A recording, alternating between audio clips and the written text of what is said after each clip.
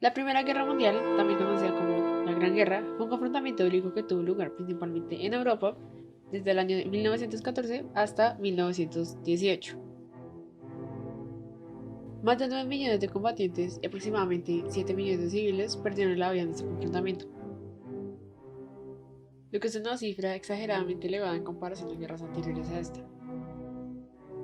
La razón de esto, entre otras cosas, fue principalmente por los avances tecnológicos e industriales que se dieron alrededor de todo este continente durante esta época. Entre los principales antecedentes, podemos ver que Alemania había llegado a tener el reparto colonial, por lo que se vio obligada a incorporarse al Club de las Grandes Naciones.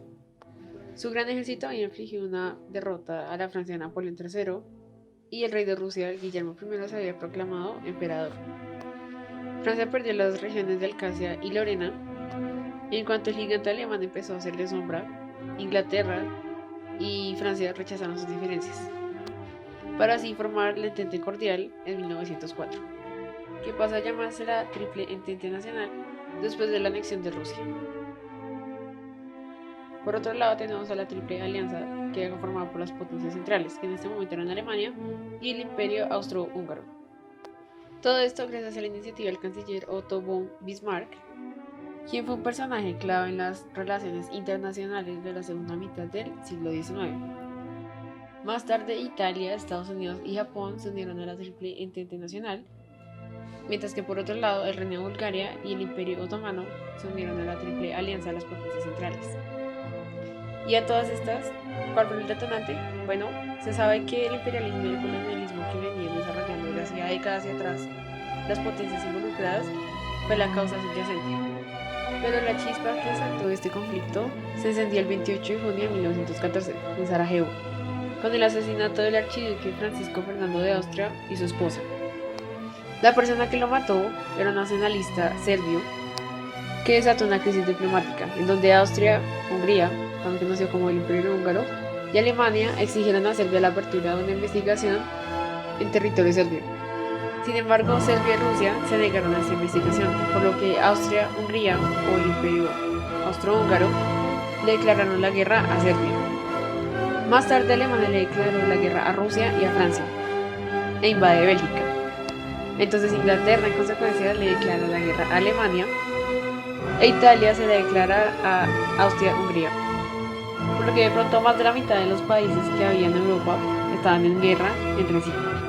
Como ya se sabe, esta fue una de las guerras más violentas para su momento, especialmente porque de ella se desataron diferentes tipos de armamento militar, entre ellos nuevos cañones, ametralladoras, submarinos, carros de combate, aviones de combate, dirigibles e incluso diferentes gases mortíferos como el gas mostaza. Del mismo modo se combatieron en muchos frentes diferentes, entre estos en los Balcanes, en los Dardanelos, en Oriente Medio, en el Cáucaso, en los Alpes italianos, en África, en Extremo Oriente, en el Pacífico y también en el Atlántico. Y entre estos los principales fueron el Frente Oriental y el Frente Occidental, en donde esta guerra llegó a su máximo punto de brutalidad, ya que a este pequeño segmento de esta guerra se le llamó la Guerra de Trincheras, que es en donde los ejércitos combatientes se refugian en las zanjas cavadas en el suelo. Por otro lado, en el Frente Oriental, se acabó creando una dictadura militar dirigiendo a todo el país. En 1915 los alemanes hundieron el RMS, que fue un transatlántico británico, en donde mueren 128 estadounidenses, lo que causa que Estados Unidos le declare la guerra a los imperios centrales. Ese mismo año en Rusia se desencadenó la Revolución Rusa, la cual obligó a abdicar al zar Nicolás II. Los bolcheviques tomaron el control total y finalmente fueron a firmar el armisticio con los imperios centrales. ¿Cómo terminó? En 1919 se reunieron en Versalles los representantes de los países vencedores para preparar el Tratado Definitivo de Paz. En ese mismo año, Alemania firmó el Tratado de Versalles, por lo que quedaba obligada a reducir drásticamente su ejército y armamento y a pagar fuertes sanciones económicas como reparación por los daños causados a los aliados durante la guerra. Respecto a la parte geográfica, Alemania perdió su imperio colonial y numerosos territorios en Europa. por lo cual la mayor parte de las potencias aliadas acudieron a la Conferencia de Versalles con la determinación de obtener indemnizaciones en concepto de reparaciones de guerra equivalentes al coste total de la misma y repartirse los territorios y posesiones de las naciones derrotadas según los adecuados secretos. Una falsa paz. A pesar de que todas las naciones confiaban en que los acuerdos alcanzados después del conflicto restablecerían la paz mundial sobre unas bases estables, las condiciones impuestas promovieron un conflicto aún más destructivo.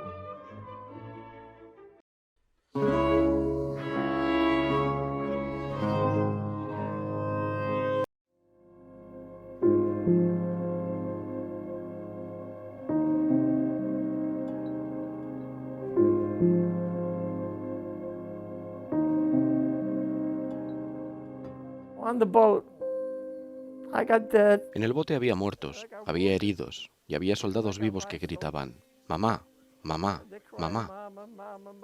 Todo el mundo piensa que clamas a Dios, pero cuando te estás muriendo, llamas a tu mamá. Un recuerdo que no olvidaré el resto de mi vida es cuando caí. Miré hacia un lado y pude ver a mi teniente, el teniente Fields, tiroteado por el mismo fuego, allí parado y recibiendo todos esos disparos. Cuando la ametralladora dejó de disparar, cayó al suelo, se había ido. Estábamos asustados, porque si no estabas asustado es que te pasaba algo, porque demonios, solo éramos niños. Las órdenes eran que teníamos que correr lo más rápido posible hacia la parte de arriba de la playa, donde estaban los búnkeres, porque cuanto más nos acercábamos a ellos, menos riesgo corríamos. Y cuando llegamos cerca de las paredes de los búnkers, lanzamos granadas a través de los agujeros. Como joven soldado pensaba que con todas esas masas de soldados que llegaron, que desembarcaron, la guerra iba a terminar. Hitler debería detenerse ahora. Es lo que pasaba por mi cabeza al ver cuántos jóvenes había sacrificado.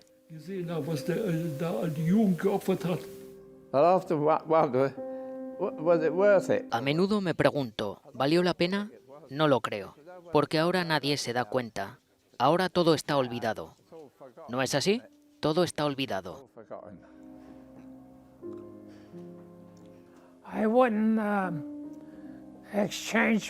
No cambiaría mi experiencia ni por $1 millón, pero no volvería a pasar por ello por $1 millón.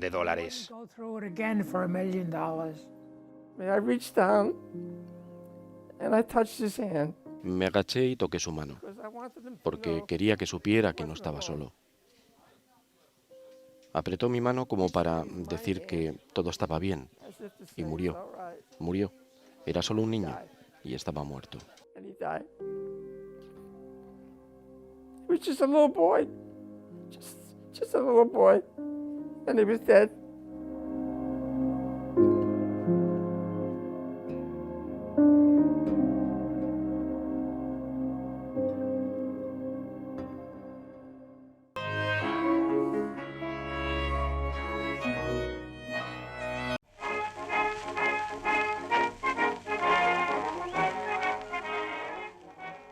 Con solo 12 años, mi padre, Sidney George Lewis, acabó peleando en la Primera Guerra Mundial. Al igual que muchos otros jóvenes, llevado por el entusiasmo y las ansias de aventura, se unió al ejército a luchar por su país. Así era él. Siempre quería estar en el lugar de la acción.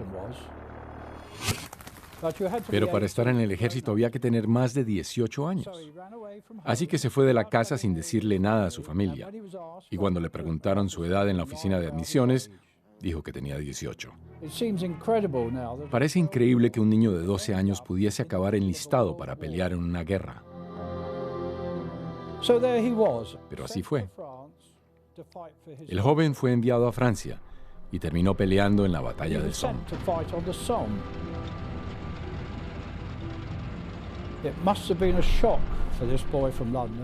Tiene que haber sido un shock para este niño londinense.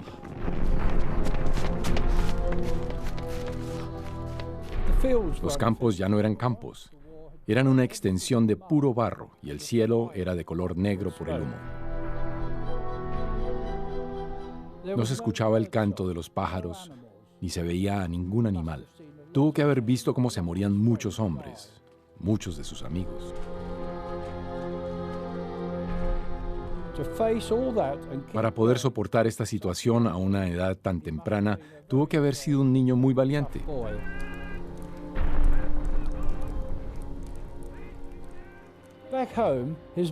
En la casa, su madre estaba preocupada. Los periódicos estaban llenos de historias de los miles de hombres que estaban muriendo en Francia. Su madre encontró el certificado de nacimiento de Sidney y se lo envió al ejército para exigirles que enviaran de regreso a su hijo inmediatamente. Después de todo, él era apenas un niño. Pero justo en ese momento, Sidney estaba peleando en una de las batallas más sangrientas del Somme, en el bosque de Delville. La contienda fue tan violenta que todos los árboles menos uno se incineraron y quedaron hechos pedazos. Su madre debió haber estado muy preocupada por él. ¿Y si el mensaje que envió llegaba demasiado tarde? Era una carrera contra el tiempo. Pero el mensaje llegó.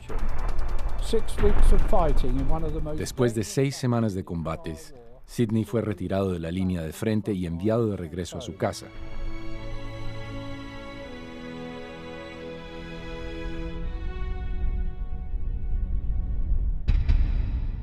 La carta que envió su madre probablemente le salvó la vida.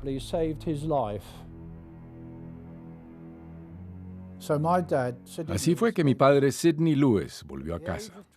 A los 12 años, peleó en una de las guerras mundiales más mortales y un año más tarde regresó con vida.